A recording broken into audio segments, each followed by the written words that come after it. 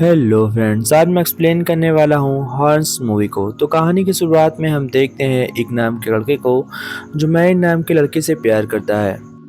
लेकिन एक दिन दोनों के बीच लड़ाई होती है और मैरिन का रात में कत्ल हो जाता है। कत्ल का पूरा इंजाम किसी और के ऊपर नहीं बल्कि उसी के बॉयफ्रेंड एक के ऊपर आ जाता है। अभी कैसे अपने आप को बचाएगा और कैसे अपने आप को बेकसूर साबित करेगा, इसी की मूवी में हमें दिखाया गया है। तो कहानी की शुरुआत में हम देखते हैं एक को जो मैरिन के साथ एक नाइट पार्टी में गया होता है। उसके बाद दूसरे सीन में हमें दिखाया जाता है एक को जो कार से लौट रहा होता है और वह काफी परेशान होता है कि वह अपने आप को बेकसूर कैसे साबित करे, क्योंकि मीडिया वाले उसके पीछे पड़े होते हैं और उसके मॉम डैड को भी लग रहा था कि एक नहीं अपनी गर्लफ्रेंड को मारा है, इसलिए उसके डैड भी उस पर भरोसा नहीं करते। एक इस बात से बहुत परेशान होता है। तभी हम देखते हैं कि उसके पास उसका दोस्त आता है जो एक वकील होता है और इसका नाम ली होता है। तभी हम देखते हैं अमांडा को जो इसकी गर्लफ्रेंड मैरिन की दोस्त होती है और तभी उससे पूछताछ करने के लिए एक उसके पास जाता है कि मैरिन उस रात कहाँ पर थी। तभी अमांडा उससे कहती है कि मैंने उस रात तुम्हें और उसको एक साथ में देखा था। फिर हम देखते हैं एक को जो काफी रो रहा होता है और बहुत परेशान होता है। उसे अपने आप में गिल्टी फील हो रहा होता है कि उसने भला ऐसे कैसे कर दिया। वह सभी से बार बार कहता है कि मैंने रात में उसे कुछ भी नहीं किया, मैं अपनी गर्लफ्रेंड को भला क्यों मारूंगा, मैं तो बहुत उससे प्यार करता था, पर उसकी बातों पर कोई विश्वास नहीं करता। तभी वह माइन के कब्र के पास जाता है और वहां पर उसे सॉरी बोलता है। फिर हम देखते हैं वह रात में घर लौट आता है और सो जाता है। सुबह होते ही वह उठता है और उसके साथ कोई और नहीं बल्कि अमांडा होती है।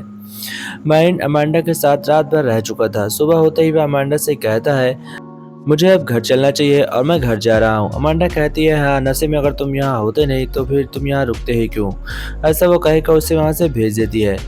वो कहता है ठीक है, मैं तुम्हारी बात से सहमत हूँ और मैं यहाँ पर जा रहा हूँ। फिर हम देखते हैं वह वापस से डिप्रेशन में आ जाता है और अपने घर को लौट आता है। वह ऐसे ही घर पहुँचता है तो उसकी मॉम उस पर बहुत चिल्लाती है। वह कहती है कि तुमने जो भी किया ये बहुत गलत था। वह इस सभी की बातें बार बार सुन सुनकर काफ़ी परेशान हो रहा था, इसलिए वह हॉस्पिटल चला जाता है। हॉस्पिटल में वह डॉक्टर से बात करता है और अपना इलाज करा रहा होता है, क्योंकि जब वह अमांडा के पास से सोकर उठा था तो उसके मत्थे में दो सींग निकल आई थी, लेकिन यह सींग अभी बहुत छोटी होती है और वह डॉक्टर के पास अपना इलाज कराने के लिए आया होता है। डॉक्टर उससे बहुत कोशिश करते हैं बट उसकी सींग को निकाल नहीं पाते हैं। वो लाख कोशिश करते हैं लेकिन वह हार जाते हैं। तभी उसके मन में एक सपना आता है। वह सपना काफी शानदार होता है जिसमें कि हम देखते हैं कुछ लड़के उसे मारने की कोशिश कर रहे होते हैं। दरअसल यह सपना एक और अमांडा के बचपन का होता है कि अमांडा ने कैसे एक के साथ बहुत सारे खुशीन पल गुजारे हैं। डॉक्टर इसी बीच एक का ऑपरेशन कर रहे होते हैं। वह उसके मत्थे से सींग निकालने की बहुत सारी कोशिशें कर रहे होते हैं, लेकिन सभी कोशिश नाकाम होती है क्योंकि यह सींग उसके बहुत ही अंदर तक जड़ चुकी थी। दरअसल बात यह होती है कि यह सींग जबरदस्ती ऐसे ही नहीं निकल आई है। जो भी गलत काम करता है और जो भी गिल्टी में होता है उसकी यह सींग निकल आती है और यह बात उसे नहीं पता थी। लेकिन यहाँ पर एक बात और है, यह सिंह सिर्फ और सिर्फ एक को ही दिखाई पड़ती है। उसके अपोजिट जो भी बाकी के लोग होते हैं उन्हें यह सिंह दिखाई नहीं पड़ती, इसलिए डॉक्टर इसका ऑपरेशन सही ढंग से नहीं कर पाते। हम देखते हैं कि एक जब होश में आता है तो वह जोर जोर से डॉक्टर के ऊपर चिल्ला रहा होता है कि उसकी सिंह आप तक लोगों ठीक क्यों नहीं की। डॉक्टर कहते हैं कि मैंने तुम्हारा ऑपरेशन कर दिया है, तुम बिल्कुल ठीक हो। फिर वह अपने घर को लौट आता है और सीधा ली के पास जाता है। वह ली से कहता है कि मेरी सिंह निकल आई है। तभी वह ली से सब कुछ सच सच पूछता है, बट वह उसके सवालों का जवाब नहीं देता, इसलिए एक सीधा मैन की मॉम के पास जाता है और वह उनसे कहता है कि मैंने तुम्हारी आपकी बेटी को नहीं मारा।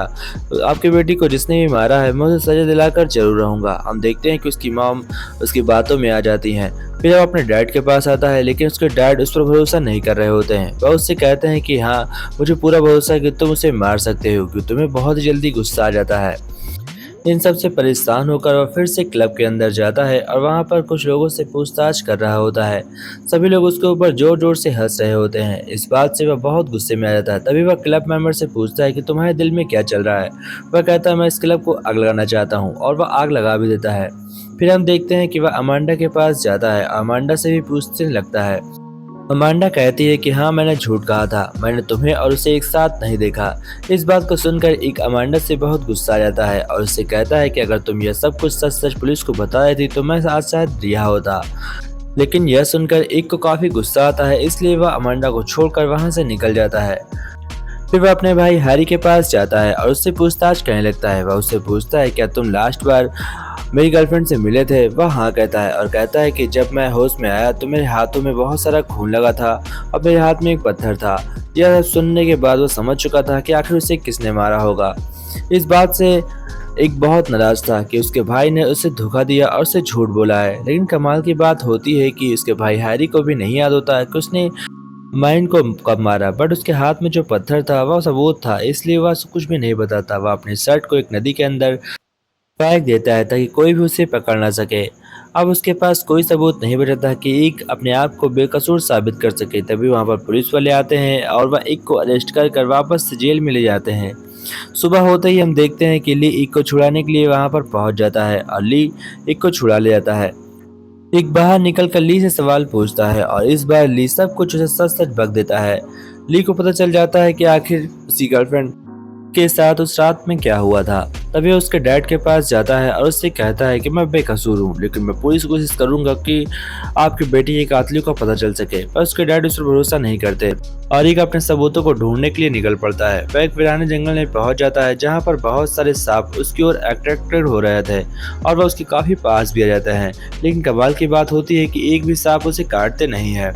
यह सब देखकर वह समझ चुका था कि आखिर उसके साथ क्या हो रहा है। जो उसकी सींगें निकली हैं, अब कोई भी उसके काफी नजदीक आता है तो वह उसके काबू में हो जाता है। यह बात अच्छी तरीके से अब समझ चुका था एक कि इसकी मदद से वह किस तरीके से अपने केस को सॉल्व करेगा।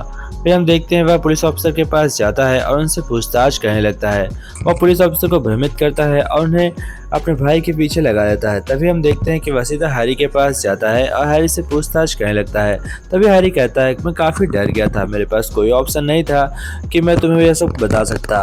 मैं बहुत ही घबराया हुआ था। मैं जब सुबह सोकर उठा तो मैंने देखा कि मेरे हाथ में एक पत्थर है और वह खून से रंगा हुआ है। फिर मैंने जंगल में जाकर देखा तो वहाँ पर कोई और नहीं बल्कि तुम्हारी गर्लफ्रेंड पड़ी हुई थी, इसलिए मैं काफ़ी घबरा गया। यह सब सुनकर एक को बहुत गुस्सा आता है और वह अपने भाई को ऊपर सांपों को छोड़ देता है, जिसकी वजह से उसका भाई सांपों से काटने की वजह से मारा जाता है। सुबह होते ही वह अब अपने दूसरे दोस्त के पास जाता है, यानी कि ली। वह ली के पास जाता है और उससे कहता है कि मुझे बताओ कि तुमने मेरी गर्लफ्रेंड के साथ क्या किया था। ली सबसे सब कुछ सच सच बता देता है कि मैं तुम्हारी गर्लफ्रेंड से प्यार करता था और उसने तुम्हें जब छोड़ा था तो वह कोई और लड़का नहीं बल्कि मैं ही था। वह मुझसे प्यार करने लगी थी, लेकिन तभी वह रात में पता नहीं मेरे पास आई और वह कहने लगी कि अब मैं तुमसे प्यार नहीं करती, मैं फिर से एक के साथ जाऊंगी। इसलिए मुझे काफ़ी गुस्सा आ गया। मैंने जंगल में उससे हाथापाई की और जिसके चलते मैंने उसके सर पर एक जोर से ईंट मारी और वह मर गई। अब मैं अपने आप को बचाने के लिए कुछ भी करने के लिए तैयार था, इसलिए मैंने उस ईंट को तुम्हारे भाई के हाथों में दे दिया और उसके कपड़ों में मैंने मारिन के काफ़ी ज़्यादा खून लगा दिए ताकि तुम्हारे भाई के ऊपर इंजाम लगाने की कोशिश की, लेकिन इंजाम तो तुम्हारे ऊपर लग गया था। इसलिए यह सब सुनकर एक काफ़ी गुस्से में होता है। तभी एक गाड़ी में जल रहा होता है, वह एक बैठा होता है और इधर ली उसी गाड़ी में जला देता है। कुछ देर बाद हम देखते हैं कि ली अपने फॉर्म में आता है और क्योंकि उसकी गले में जो लॉकेट था उसके दोस्त का, वह लॉकेट बाहर आ जाता है, इसलिए ली अब मरने वाला नहीं था। देखते ही देखते वह काफ़ी खूंखार बन जाता है और वह ली को जान से जाकर मार देता है। फिर वह इसी बुरी हालत में मारिन के डैड के पास जाता है और उन्हें वह लॉकेट देने लगता है। मारिन के डैड कहते हैं कि इस लॉकेट की जरूरत अब मुझसे ज्यादा तुम्हें है। जैसे ही एक उस लॉकेट को पहनता है तो देखते ही देखते उसका रूप बदल जाता है और फिर से इंसान बन जाता है एक डेविल से। तो दोस्तों इसी के साथ कहानी एंड होती है। आशा करते हैं कि आप लोगों को वीडियो पसंद आई होगी। वह फिर से जंगल में जाता है और कुछ बातों को पुरानी सोचने लगता है, जिसके चलते वह फिर से अपनी गर्लफ्रेंड को याद करता है और उसी की यादों में जीने लगता है। इधर हम देखते हैं कि उसका भाई भी हॉस्पिटल में ठीक हो गया था क्योंकि उसने भी उसकी गर्लफ्रेंड को नहीं मारा था, इसलिए अब सब कुछ नॉर्मल था और जिसने मारा था उसे सजा भी मिल चुकी होती है। तभी एक दिन जंगल में ली उसके पास आता है और कहता है कि मैं निहत्था हूँ, मुझे तुम मत मारो। तभी हम देखते हैं वहाँ पर उसके डैड खड़े होता है, यानी कि लड़की के डैड। यह देखकर एक काफी ज्यादा गुस्से में आ जाता है और वह अपने फुल डेविल फॉर्म में आ जाता है, जिसके चलते उसके शरीर में आग लगने लगती है और वह तप में जलने लगता है। यह रूप देखकर सभी की पैंट गीली हो जाती है और हम देखते हैं कि ली लगातार उसके ऊपर गन शॉट फायर करने लगता है, लेकिन वह नहीं, कुछ से कुछ भी नहीं होता। वो उसे बहुत सारी मारने की कोशिश करता है बट मारने में नाकाम होता है।